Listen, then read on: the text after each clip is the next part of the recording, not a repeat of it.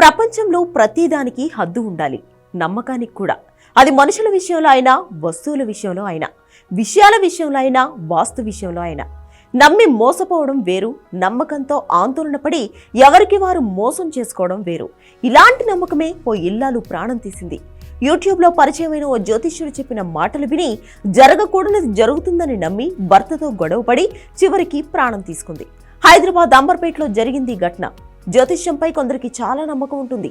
తిథులు, నక్షత్రాలు, గ్రహాలు, ఇలా ప్రతి దానిపై విశ్వాసం ఎక్కువ.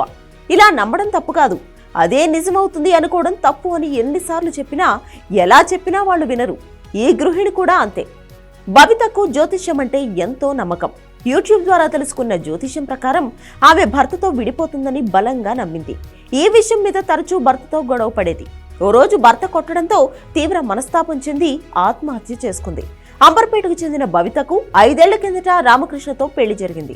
పెళ్లి తర్వాత వీరు కానాజీగూడ ఇందిరానగర్లో కాపురం పెట్టారు. బబిత, రామకృష్ణ దంపతులకు 3 ఏళ్ల బాబు ఉన్నాడు.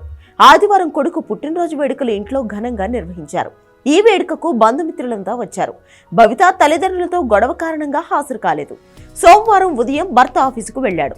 తర్వాత 2 గంటలకు అంగన్వాడీ కేంద్రం నుంచి వచ్చిన చిన్నారి తన తల్లి ఇంట్లో ఫ్యానుకు వేలాడుతుండడం చూసి కింది పోర్షన్లో ఉంటున్న బాబాయికి చెప్పాడు.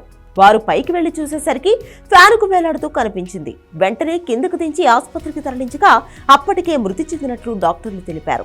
జ్యోతిష్యాన్ని గుడ్డిగా నమ్మొద్దని ఎన్నిసార్లు చెప్పినా బబిత వినేది కాదు. దీంతో భార్యాభర్తల మధ్య గొడవలయ్యేవి. ఒక్కటి మాత్రం నిజం, చేతిలో గీతలను చూసో, గ్రహాల గమనాన్ని చూసో, తిథులు, వారాలు చూసో భవిష్యత్ ఇది జరుగుతుందని ఎవరైనా చెప్తే గుడ్డిగా నమ్మొద్దు. నిజంగా అదే జరుగుతుందని అంచనా వేసే వాళ్ళ జీవితాలు ఇంకోలా ఉండేవి. అందుకే మూఢనమ్మకాల మాయలో పడి ప్రాణాలు తీసుకోవద్దని మేధావులు సూచిస్తున్నారు.